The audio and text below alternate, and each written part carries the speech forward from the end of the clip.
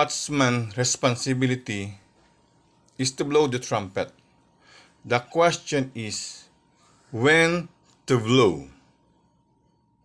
Kailan? Usually, blowing the trumpet, it serves as a warning. We don't know how far or how closer it is that will cause distraction. Because if we respond it positively, it can be an instrument to prepare, to avoid distraction. Ang trabaho po ng watchman ay magbigay ng babala sa kanilang nakikitang paparating na kapahamakan. May paparating na giyera. May paparating na panganib. Kung ating nga pong mapag-aaralan ang Book of Numbers chapter 10, trumpet signifies as an alarm of war, a call to assemble, a command to march. Ibig sabihin, when the trumpet blows,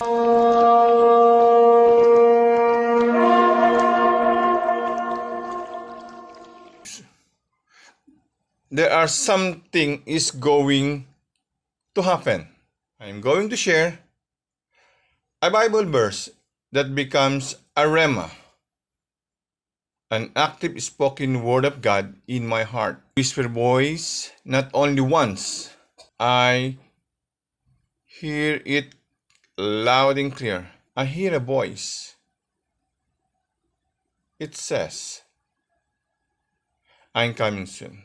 Take note, wala pong specific date.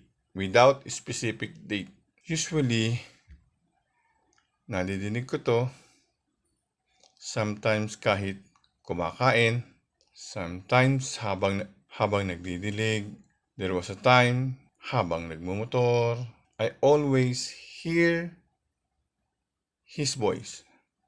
It always said, be prepared, I'm coming soon.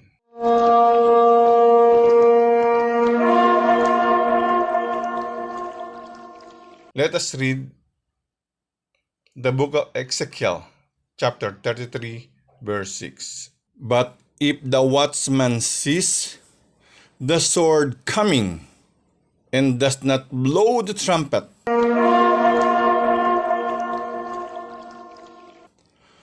to warn the people, and the sword comes and takes someone's life, that person's life will be taken because of their sin, but I will hold the watchman accountable for their blood. This message, it serves as a warning to all Christian and to all so-called Christian to be prepared.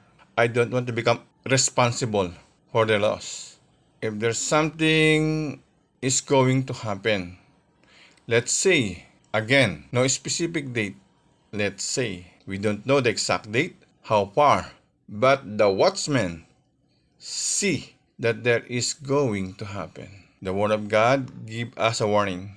As one of those watchmen, I believe marami pong Kristiyano, marami pong preacher na tinatawag ngayon na watchman. Watchman in a sense na ipinararating ng walang takot, nagpapaalala na kahit may masaktan, ang mahalaga, nabanggit, nakapagbigay ng message ang watchman regarding what is going to happen. Upang anuman ang maganap sa mga so-called Christian, hindi na magiging accountable ang watchman for their lives, for their soul.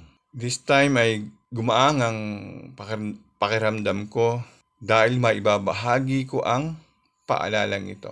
What if tomorrow or the other day? We don't know. the exact date. Uulitin ko po, no specific date. God said, let us be prepared. Blowing the trumpet is a warning for what is coming. Maraming hindi naniniwala dito. Let us read the book of Joel, chapter 2, verse 1. Blow the trumpet in Zion, and sound an alarm in my holy mountain. Let all the inhabitants of the land tremble, for the day of the Lord is coming, for it is at hand.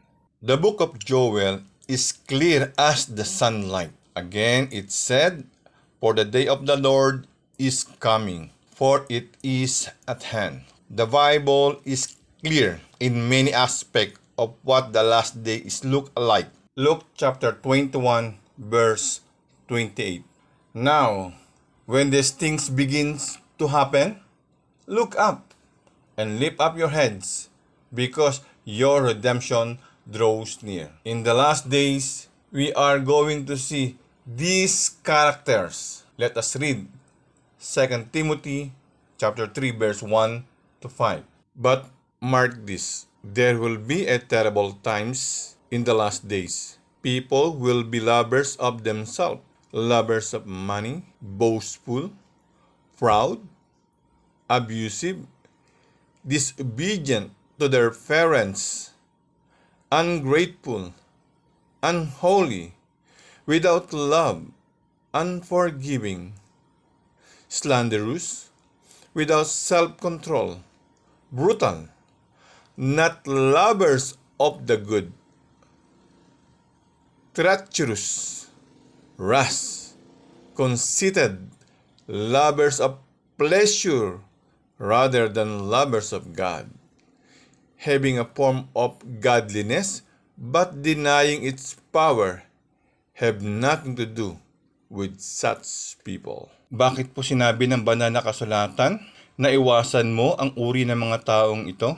Ibig sabihin, iwasan mo pong makisalamuha sa kanila dahil hindi po pwede na magamit ang kasabihan na if you don't beat them, join them. No. Dahil yun ang kanilang ginagawa, dahil yun naman ang uso, gagayahin mo na sila. Yun po ang ibig sabihin ng verse 5. Huwag gagayahin ang kanilang mga maling gawa. Kung ano lamang po ang pinapasabi ng Panginoon, pilitin natin lumakad ayon sa kanyang kalooban. Again, the trumpet is blowing to remind us. Let us be prepared. Nobody knows the time. Let us read the Matthew 24 verse 30 to 31. Then will appear the sign of the Son of Man in heaven, and then all the peoples of the earth will mourn when they see the Son of Man coming on the clouds of heaven with power and great glory. He will send his angels with a loud trumpet call,